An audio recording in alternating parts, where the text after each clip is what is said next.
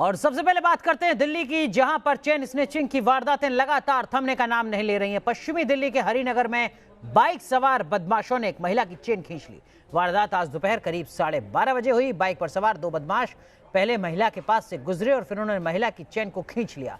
तस्वीरें आपके सामने। देश की राजधानी दिल्ली में किस तरीके की कानून व्यवस्था है, इस पर सवाल खड़ा करती है तस्वीरें।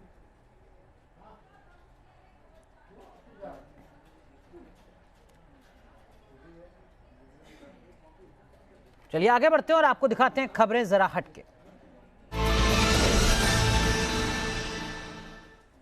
और सबसे पहले आपको दिखाते हैं वाराणसी की तस्वीरें, जहां गंगा के उफान से लोगों की मुश्किलें बढ़ी हुई हैं। वाराणसी में गंगा उफान पर है, खतरे के निशान से ऊपर गंगा पहुंच चुकी है, जिसके चलते जनजीवन अस्त-व्यस्त हो रहा है। वाराणसी के सारे 84 घाट जल समाधि ले चुके हैं। कर्मकांड कराने वाले पंडित सड़क पर बैठकर कर्मकांड करा रहे हैं, तो दूसरी तरफ गलियों में शवदाह हो रहा है और शवदाह करने के लिए नंबर लगाना पड़ रहा है लोगों को। दो तस्वीरें आपके सामने वाराणसी की, देखिए जरा किस तरीके से घरों में पानी घुसा हुआ है। जितने भी घाट हैं काशी के, वो सारे भरे हुए हैं लबालब पानी के चलते, जिसकी वजह से जो तमाम धार्मिक क्रियाकलाप हैं, धार्मिक कार्यक्रम हैं, वो सब अव्यवस्थित हो रहे हैं और सड़कों पर शवदाह किया जा रहा है।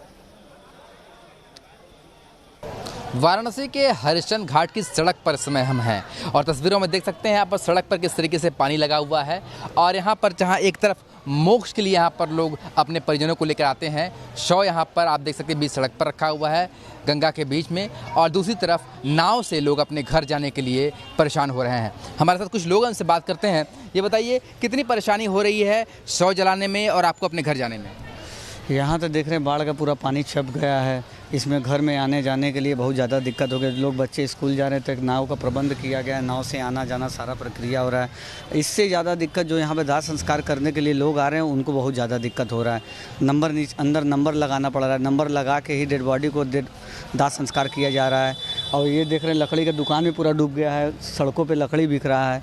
बहुत ही ज़्यादा वो कहना है, इसमें प्रशासन या शासन का कोई सहयोग नहीं है। वीडियो जर्नलिस्ट विपिन सिंह के साथ सुशांत मुखर्जी, न्यूज़ नेशन, वाराणसी। गंगा में उफान जारी है। तस्वीरों में आप देख सकते हैं कि गंगा किस तरीके से उफान पर है और यहाँ पर आप जो लहरें देख सकते हैं, गंगा की लहरें कितनी उग्र हैं।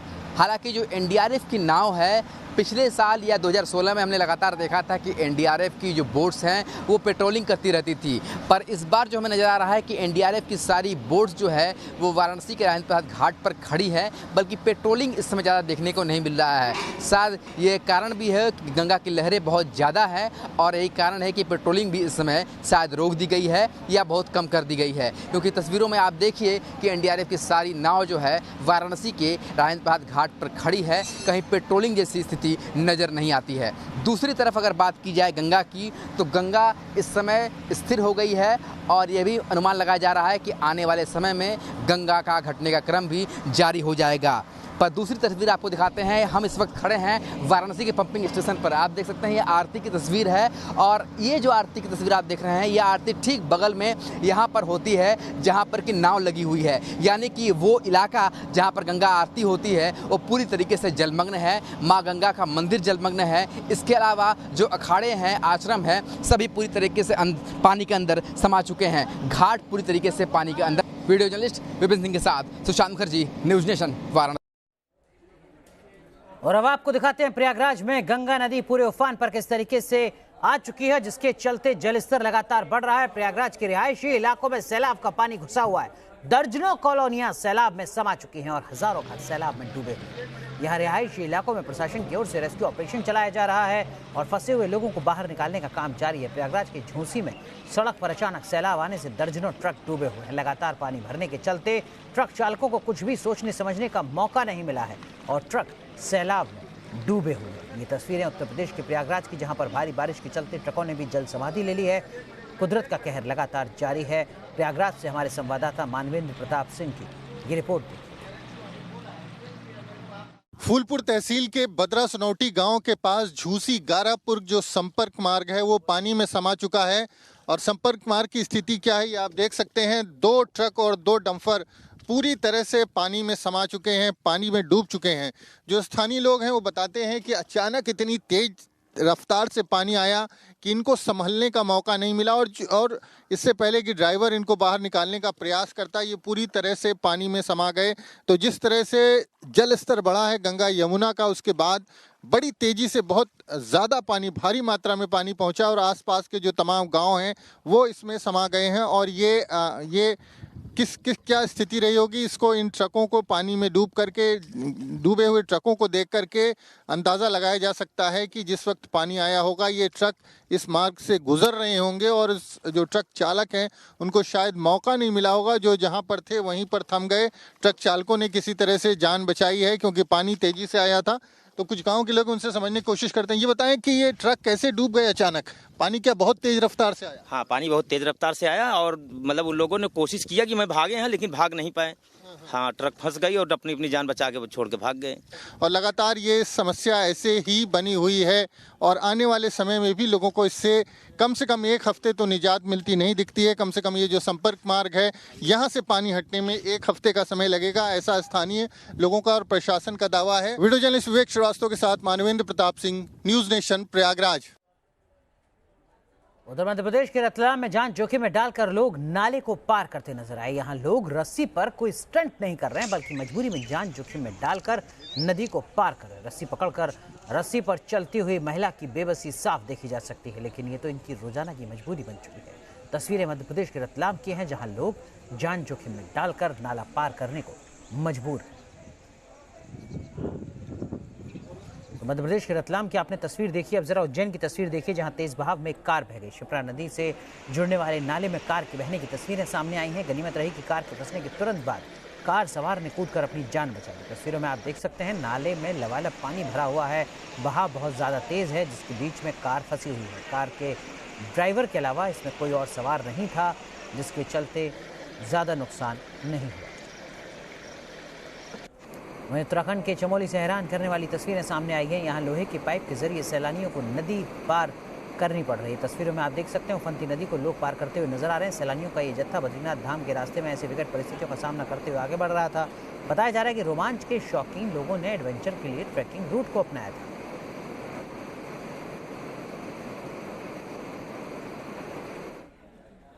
और अब बात आज की सबसे बड़ी खबर की, अब की बार किसकी सरकार की।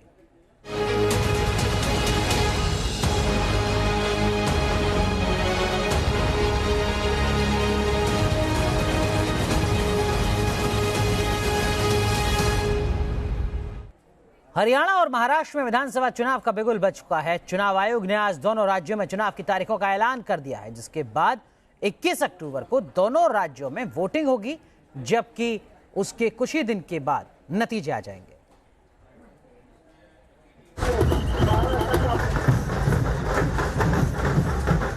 हरियाणा महाराष्ट्र में चुनाव का ऐलान, एक दिन में दोनों राज्य में चुनाव। हरियाणा और महाराष्ट्र विधानसभा चुनाव का बिगुल बज चुका है। चुनाव आयोग ने आज विधानसभा चुनाव की तारीखों का ऐलान कर दिया, जिसके तहत महाराष्ट्र और हरियाणा का मतदान एक ही दिन यानी 21 अक्टूबर को होगा, जबकि मतगणना 24 अक्टूबर की तय की गई है। महाराष्ट्र और हरियाणा विधानसभा चुनाव के लिए नोटिफिकेशन 27 सितंबर को जारी होगा। नॉमिनेशन की आखिरी तारीख 4 अक्टूबर रखी गई है, जबकि स्क्रूटनी 5 अक्टूबर को होगी।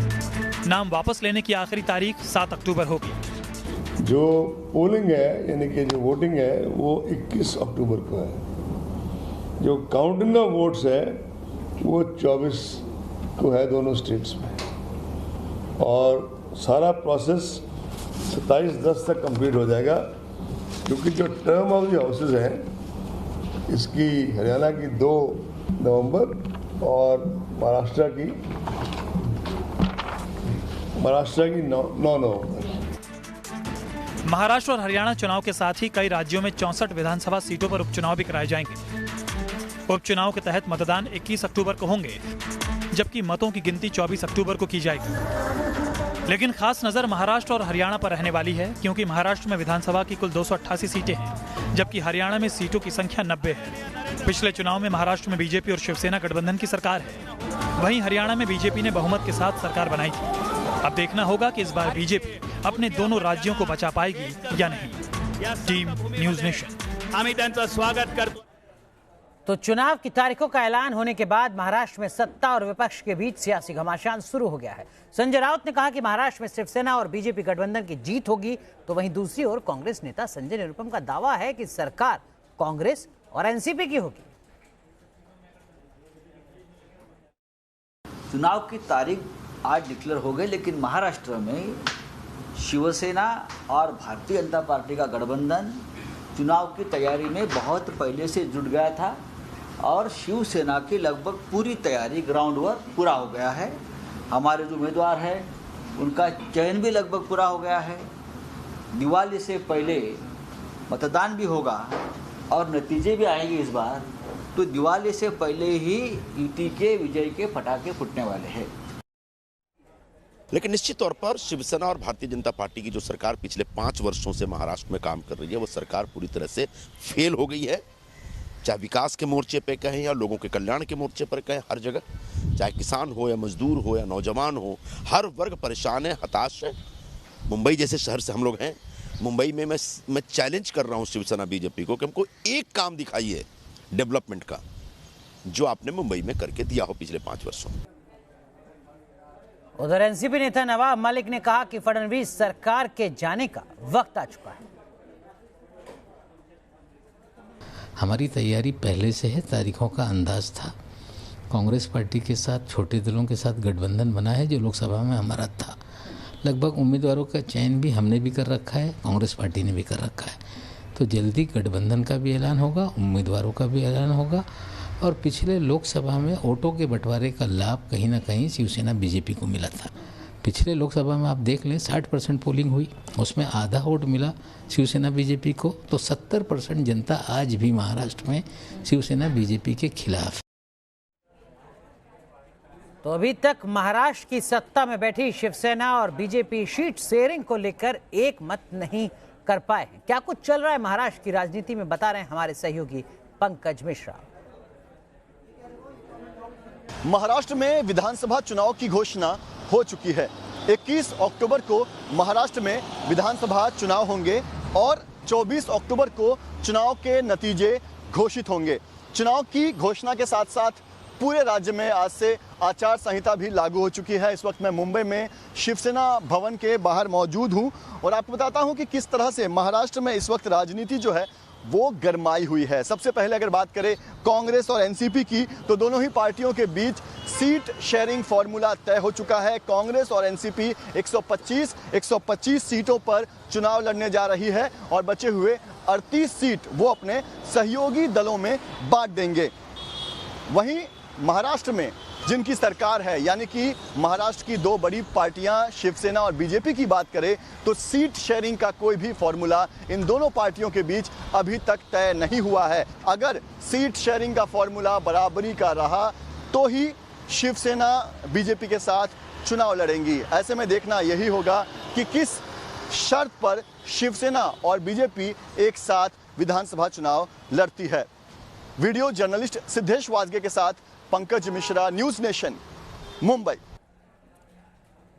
तो चुनाव आयोग की तरफ से तारीखों का ऐलान कर दिया गया है। कब कब क्या क्या होगा ये हम आपको बता देते हैं। महाराष्ट्र जहां पर कुल 288 सीटें हैं, बड़ा राज्य है देश का, वहां पर जो चुनाव की प्रक्रिया है वो आप देख सकते हैं। 21 अक्टूबर को वहां पर वोट डाले जाएंगे और 24 अक्टूबर को नतीजे आएंगे महाराष्ट्र में 288 विधानसभा सीटों पर। वहीं हरियाणा जहां पर 90 विधानसभा सीटें हैं, वहां पर भी 21 अक्टूबर को वोट डाले जाएंगे और 24 अक्टूबर को नतीजे आएंगे। लगभग 10 करोड़ 76 लाख मतदाता हैं इन दोनों राज्यों में जो अपनी वोट की ताकत का इस्तेमाल करेंगे 21 अक्टूबर को। और इस्तेमाल क्या हुआ है, किस दल को फायदा हुआ है, ये पता चलेगा 24 अक्टूबर को।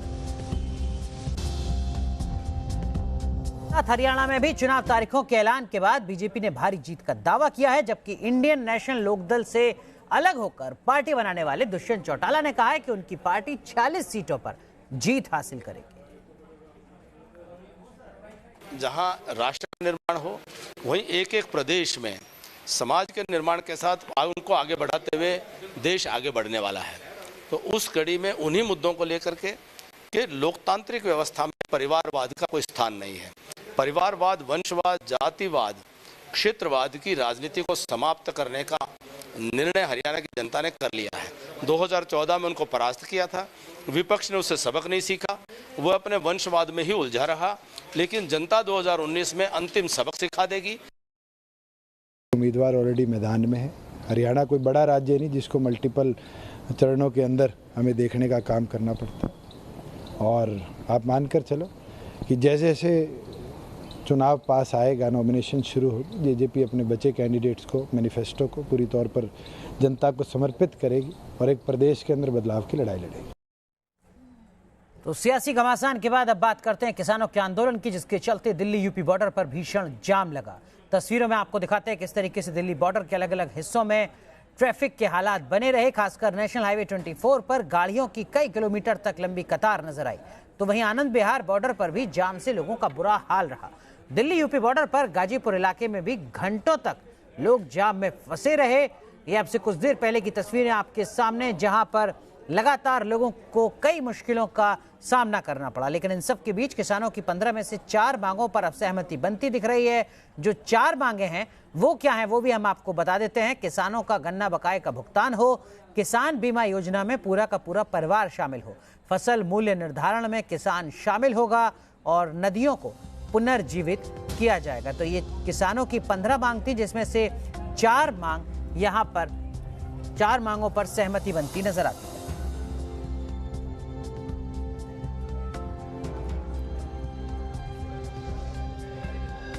चलिए आगे बढ़ते हैं और आपको दिखाते हैं देश और दुनिया की कुछ और अहम खबरें फटाफट अंदाज में।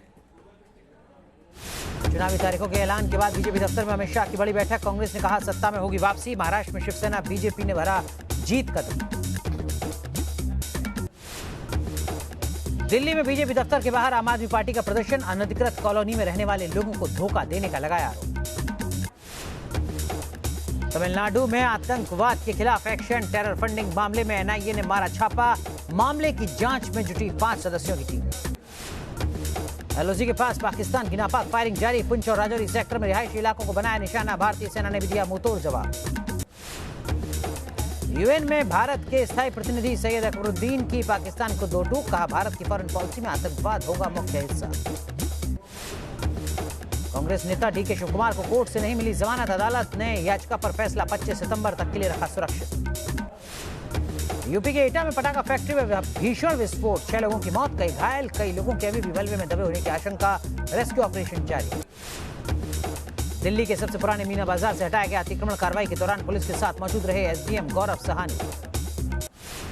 दिल्ली के पटपड़गंज इलाके में कार सवार महिला की गोली मारकर हत्या। अज्ञात हमलावरों ने वारदात को दिया अंजाम। नवरात्रि से ठीक पहले माता वैष्णो देवी श्राइन बोर्ड देश भर के श्रद्धालुओं को गोल्डन गेट के रूप में नई सौगात देने जा रहा है। माता वैष्णो देवी श्राइन बोर्ड ने वैष्णो देवी की पुरानी गुफा के गेट का कायाकल्प करते हुए वहां सोने के गेट का निर्माण किया है, जिसे 29 अक्टूबर को श्रद्धालुओं के लिए खोला जाएगा। कटरा में श्राइन बोर्ड ने इस गोल्डन गेट का निर्माण पुरानी गुफा के अंदर दाखिल होने वाले रास्ते के बाहर किया है। इस गेट को बनाने में 11 किलो सोने के साथ साथ 12 किलो सिल्वर और 11 किलो कॉपर का इस्तेमाल किया गया है। तो वैष्णो देवी के गोल्डन गेट की खासियत क्या है, बता रहे हैं हमारे सहयोगी शहनवाज खान, जिन्होंने बात की है श्राइन बोर्ड के सीईओ सिमरनदीप सिंह से। अगर आप इस बार नवरात्रों में माता वैष्णो देवी के दर्शनों के लिए आने वाले हैं तो इस बार आपका स्वागत श्राइन बोर्ड गोल्डन गेट से करने वाला है।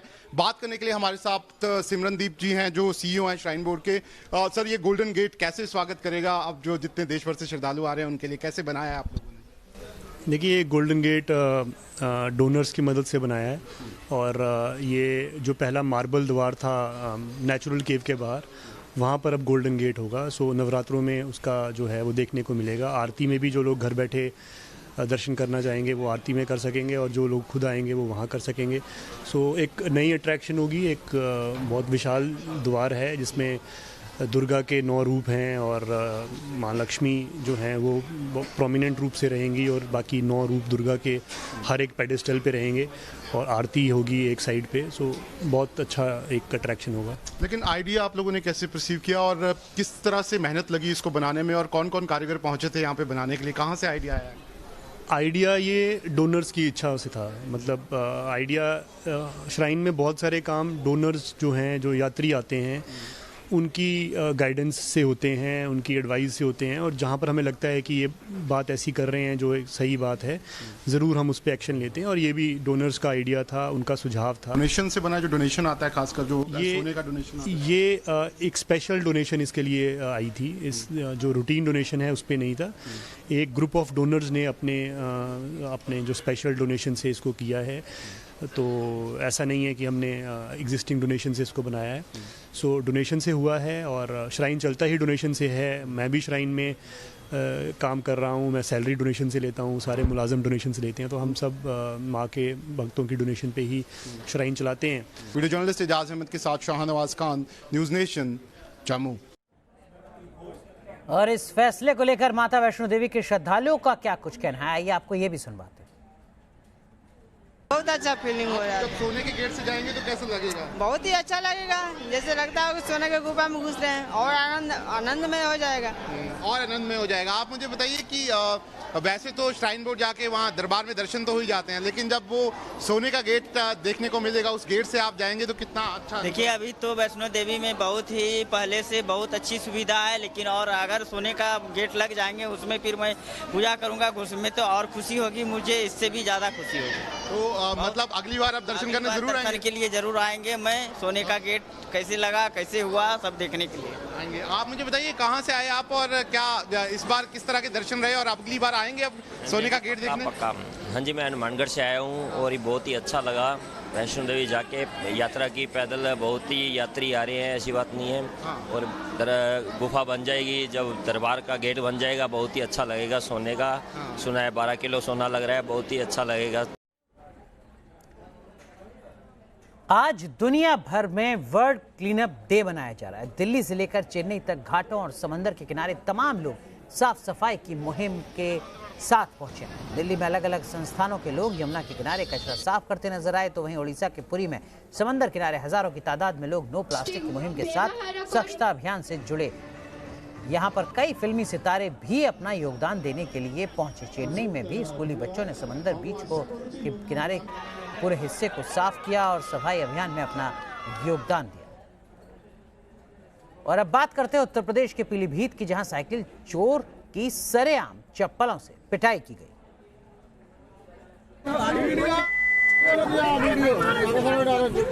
सड़क पर चप्पलों से पिटाई, भीड़ ने किया हादसा, चोर पर आई शामत। पिटाई की ये तस्वीरें यूपी के पीलीभीत से आई हैं, जहां साइकिल चोरी करके भाग रहा शख्स भीड़ के हत्थे चढ़ गया। फिर उसके बाद क्या हुआ, तस्वीरों में आप खुद देख सकते हैं। एक महिला तो इतने गुस्से में नजर आई कि उसने चोर पर चप्पलों की बरसात कर दी। वायरल वीडियो में देखा जा सकता है कि महिला युवक के पीछे से शर्ट पकड़े हुए है और चप्पल से युवक के सिर पर लगातार वार कर रही है। युवक रोता हुआ कभी महिला के पैर छू रहा है तो कभी वहां मौजूद लोगों से रहम की गुहार लगा रहा है। बताया जा रहा है कि मामला पीलीभीत के बिलसांड थाने क्षेत्र का है। यहाँ एक ग्रामीण अपनी पत्नी के साथ बाजार में खरीदारी करने आया था। इसी दौरान एक चोर ग्रामीण की साइकिल चुराकर भाग निकला और आगे जाकर गिर गया। इसी दौरान लोगों ने चोर को पकड़ लिया और जमकर खातिरदारी की। 1 घंटे तक यहाँ की इस मुख्य सड़क पर इसी तरह हंगामा होता रहा, लेकिन पुलिस को इसकी जानकारी नहीं हुई। वीडियो वायरल होने के बाद पुलिस की तरफ से प्रतिक्रिया दी जा रही है। ये सोशल मीडिया पे वीडियो वायरल हो रहा है जिसमें कहा जा रहा था कि ये कोई चोरी करके व्यक्ति को पकड़ा और आम जन ने उसके साथ मारपीट की है। और कहा जा रहा है ये वीडियो जो है बिलखंडा क्षेत्र का है। इसमें जानकारी जुटाई जा रही है और अगर इसमें कोई सत्यता होगी और कोई तहरीर प्राप्त होती है उसके आधार पर जांच करके कार्रवाई की जाएगी। वीडियो मंगलवार का बताया जा रहा है। जांच के बाद पुलिस कार्रवाई की बात कर रही है। Team news nation. चलिए यहाँ रुक रहे हैं कुछ देर के लिए, लेकिन आप बने रहिए न्यूज़ नेशन के साथ।